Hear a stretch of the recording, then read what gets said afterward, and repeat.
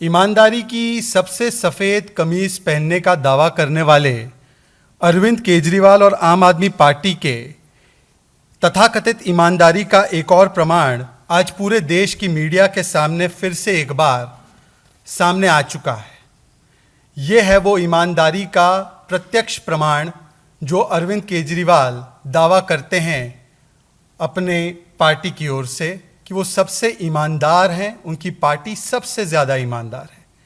ये उसका प्रत्यक्ष प्रमाण आज कई सारे मीडिया चैनल्स पर भी देखने मिला और अभी अभी ईडी के ऑफिशियल हैंडल से ये सार्वजनिक भी की गई है जानकारी जो आप लोग दिखा रहे थे कि किस प्रकार से अरविंद केजरीवाल के सबसे खास आदमी सत्येंद्र जैन उनके करीबियों से और उनसे 2 करोड़ से ज़्यादा का कैश और लगभग 2 किलो सोना, 133 गोल्ड कॉइन्स बरामद हुए हैं।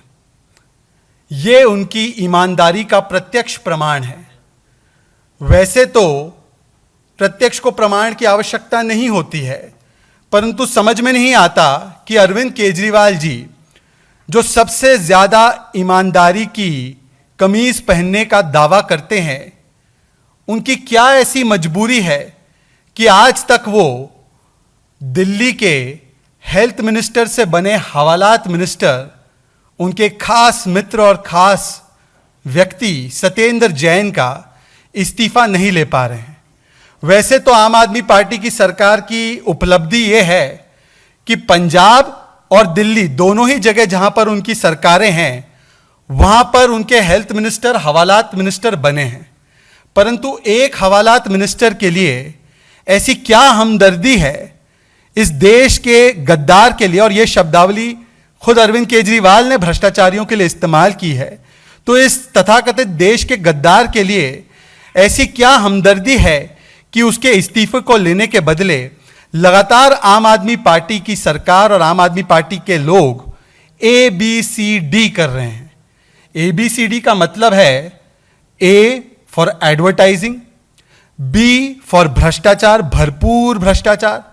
C for cover up of corruption and D for diversion, deviation and deflection. जब से यह मामला हमारे सामने आया है, और आपको याद होगा कि इसी मंच से हमारी वरिष्ठ नेता केंद्रीय मंत्री स्मृति ईरानी जी ने 10 सवाल रखे थे अरविंद केजरीवाल जी के सामने, परंतु उन 10 सवालों में से एक भी सवाल का जवाब देने में असक्षम है अरविंद केजरीवाल जी। और तब से लेकर आज तक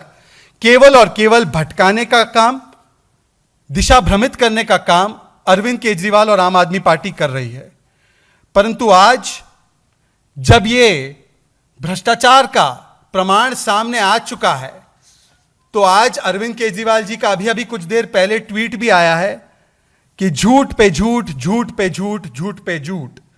भगवान हमारे साथ है। वैसे तो ये कहा जा सकता है कि पंजाब और दिल्ली की जनता भगवान भरोसे है, परंतु जिस बात को ये झूठ बोल रहे हैं अरविंद केजरीवाल जी, जो 10 सवाल आदरणीय स्मृति ईरानी जी ने पूछे थे आपसे, उन सवालों में मैं कुछ और सवाल भी पूछना चाहता हूं और आप बताइए कि ये सच है या ये झूठ है। क्या ये 2019 का दिल्ली हाईकोर्ट का ऑर्डर, जिसमें पैरा नंबर 30 पर सत्येंद्र जैन को इंडाइट किया गया है, दोषी पाया गया है, और मैं पढ़कर सुनाऊंगा आपको। इस ऑर्डर में लिखा गया है, फाइंडिंग है कोर्ट की, हाई कोर्ट की, The petitioners have themselves enclosed a copy of the order 24th May 2017 passed in respect of the Benami Dar, that is ADPL, which inter alia notes that the cash was routed through accommodation entries in the garb of share capital premium in fact belonged to Mr. Satyendra Kumar Jain, and it was at his direction that the entire transaction was orchestrated. मतलब कि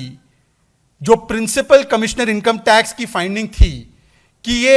उन दोनों व्यक्तियों के undisclosed income नहीं थे, बल्कि ये सत्येंद्र जैन का हवाला एंट्री था, उसको उच्च न्यायालय ने, दिल्ली हाई कोर्ट ने उसको सत्यापित किया, उस पर मुहर लगाई 2019 में। क्या ये कोर्ट की फाइंडिंग झूठ है?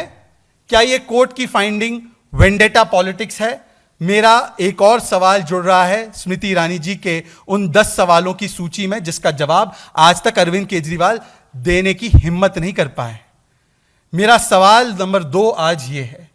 क्या ये जो रिकवरीज हुई हैं आपके खास आदमी के घर से, आपके खास आदमी के ठिकानों से, क्या ये रिकवरीज भी झूठ है?